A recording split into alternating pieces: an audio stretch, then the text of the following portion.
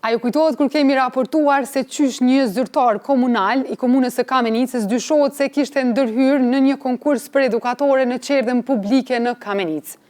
Zyrtari me inicialet SH.L dyshohet si aplocoi testin me shkrim njërës prej kandidateve që ishte për pranim, por më pas i njëjti ishte arrestuar dhe se kishin filluar hetimet, ku ishte anuluar edhe konkursi. Po është në rregull, pse pa anulan? Pse për me në qafë njëri me hi edhe me të ndërhy, që nuk ka ndodhë, nuk e di që ndodhë dikon.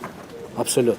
Shumë e dëshprume nuk ka konkuru në asë një fozit ma, asë një herë. Unë jam shumë e dëmtuar në këtë rast. Nuk kam kandiduar në konkurse sepse nuk kam vullnet. Më vjen keq për krejt ata që janë duke kry fakultet dhe janë duke bërë shpenzime të kota. Pas dikon në komun që ta plotson testen edhe hemp.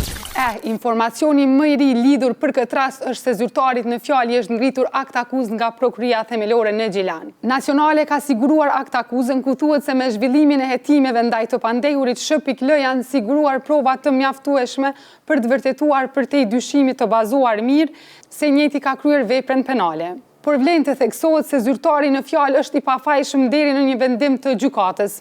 Përveç kësaj, burimet e Gazetës Nacionale kanë bërë të ditur se pavarësisht akt akuzës, personi në fjalë po vazhdon të ushtrojë detyrën e tij zyrtare në komunën e Kamenicës. E për këtë kemi me provu me bisedu me kryetarin e Kamenicës se çka ka më na thonë për këtë zyrtar. Alo? Na ka hap telefonin, po s'po na flet. Alo, përshëndetje kryetar. Përshëndetje, zoti Raimaj. Alo? Hajde dhe njerë. Pra në rastin e parë na hapi kryetari Kadri Raimaj telefonin, po nuk folje. Në rastin e dytë tashmë s'po hap, po na ndal.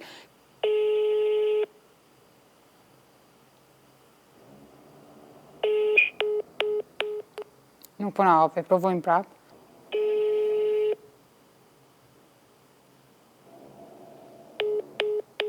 Pra nuk po na hap as personin e fjalit cili pra ju është ngrit akt akuza lidhur për këtë rast. Vlen të theksohet se në dy raportimet që kemi bërë si nacionale lidhur për këtë konkurs, asnjëherë të vetme nuk kemi marrë përgjigje konkrete nga komuna e Kamenicës, as nga drejtori i arsimit, po as edhe nga personi i fjalit të cilit ju ka ngrit akt akuza.